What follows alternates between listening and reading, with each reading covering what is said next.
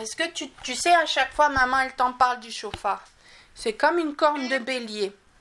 On peut le faire avec plein de cornes, mais en fait, des fois, on le fait avec la corne de bélier. Et en fait, pourquoi on le fait avec la corne de bélier? C'est pour se souvenir, en fait, de Abraham et de son fils. C'est pour ça qu'on fait la corne de bélier. Et le son du chauffard, c'est un son qui est tellement doux. Et on fait plein de choses avec. Et maman, regarde. Elle l'a téléchargé sur son ordinateur. Et on écoutera aussi, en fait. On se dépêchera pour avoir le temps de tout faire. Mais si on n'a pas le temps de tout faire, c'est pas grave. Et le son du chauffard, il fera ça comme ça.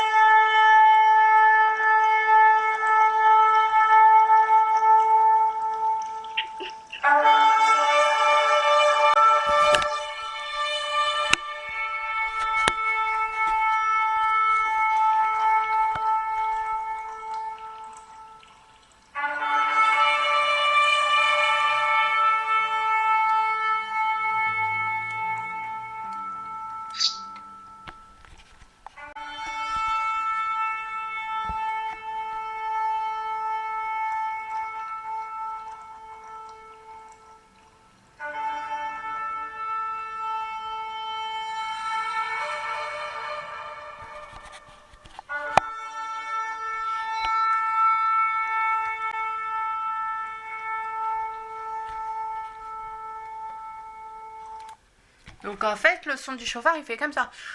Je suis sûre que tu sais faire toi aussi. Fais avec moi.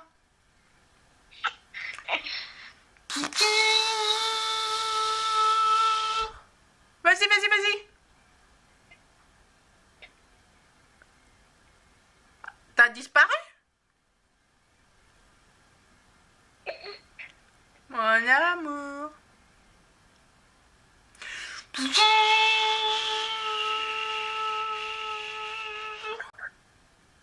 Mon amour.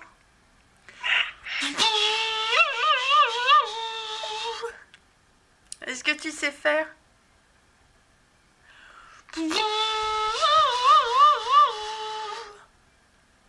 C'est comme ça qu'on fait. Et on utilise la sonnerie du chauffard pour se souvenir. Est-ce que tu te souviens pourquoi Moshe utilisait le chauffard? Parce qu'il l'a utilisé le chauffard. Comment il l'a utilisé?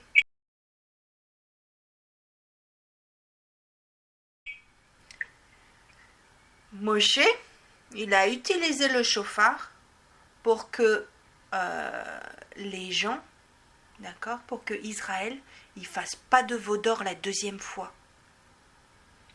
C'était pour qu'il compte les jours, les 40 jours, et qu'il n'oublie pas que Moshe, il allait redescendre.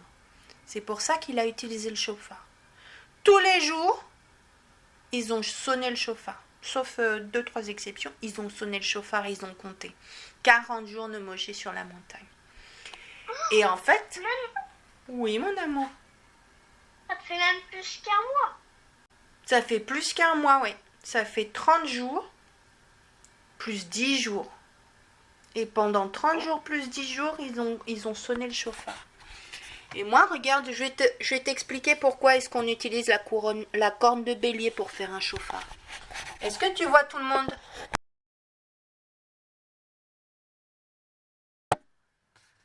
Je vois juste le personnage.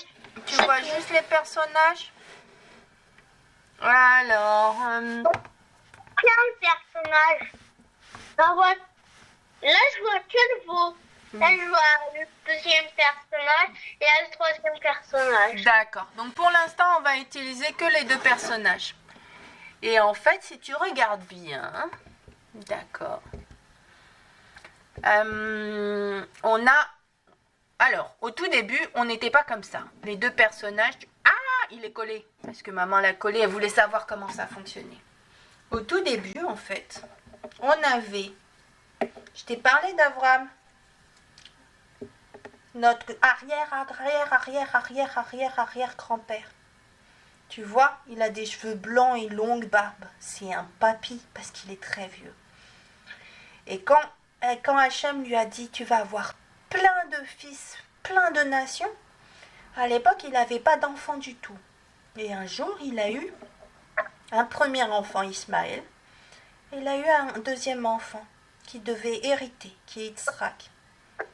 Et quand Yitzhak a été adulte et grand, Hachem lui a dit, prends Yitzhak, prends un âne, et vous allez sur ma montagne. Parce que Hachem, il nous dit souvent d'aller sur les montagnes pour le rencontrer. Il a dit à Abraham, va sur la montagne avec ton fils. Parce que je veux que tu tues ton enfant quand tu seras sur la montagne. Et Abraham, il n'a pas compris. Mais il avait confiance en Hachem, en Dieu Papa du ciel. Donc il y est allé. Il y est allé avec son fils, avec l'âne, et ils sont allés sur la montagne de Dieu. Quand ils sont arrivés, ils sont montés en haut de la montagne. Et à ce moment-là, Yitzhak, qui est là, d'accord? Est-ce que tu le vois? Il ne savait pas encore que c'était lui qui allait être offert en sacrifice. Il pensait qu'on allait tuer un mouton.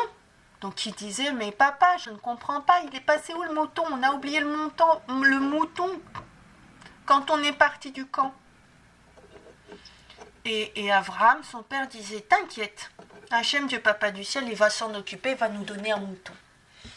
Et quand ils sont arrivés en haut de la montagne, Abraham, il a commencé à construire un autel. Tu vois? Il a mis des cailloux les uns sur les autres. Et ensuite, il a pris son fils et il l'a ligoté et il l'a mis sur le caillou. Et après, il a pris une épée. D'accord? Et il s'est mis à côté de son fils. Et il allait le tuer. Parce que Hachem, Dieu Papa du ciel, lui avait dit, moi je veux reprendre cet enfant.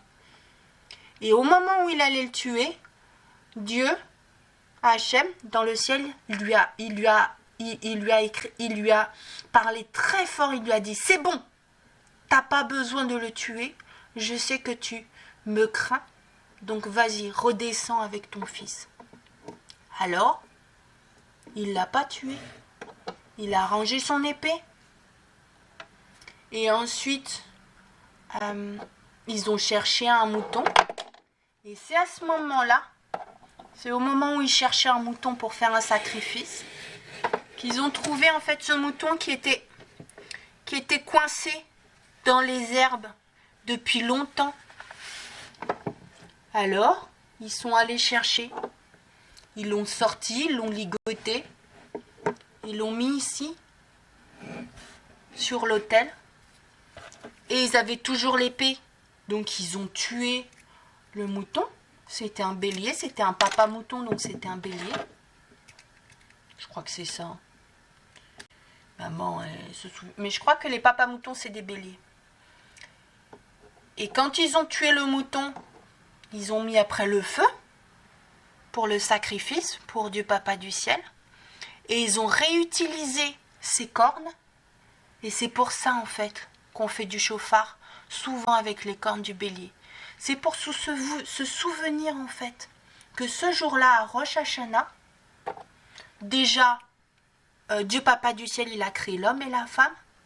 Et ce jour-là, à Rosh Hashanah, la nouvelle année, on a la promesse où, en fait, Yitzhak, le fils, l'héritier de la promesse, il est en vie pour une deuxième fois.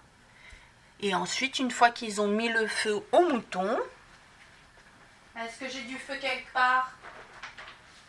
Hop, hop, hop, j'ai du feu, mais il est collé. Allez, je vais en décoller un. Une fois qu'ils ont mis le feu au mouton, d'accord, comme ça. Bon, mon feu est tombé, mais c'est prêt. Ah, vous restez debout. Une fois qu'ils ont... Ah, bon, le feu, il colle pas. Une fois qu'ils ont mis le... Bon, on va dire que le feu, Ok, on va dire qu'on a réussi à mettre le feu au bélier. Une fois qu'ils ont fait le sacrifice, ils sont redescendus. Ils ont repris leur âne. D'accord? Et ils sont rentrés dans leur tente. Ils sont rentrés dans leur tente. Voilà, mon amour. Est-ce que il reste plus beaucoup de temps? Est-ce que tu as compris toute cette histoire, mon amour?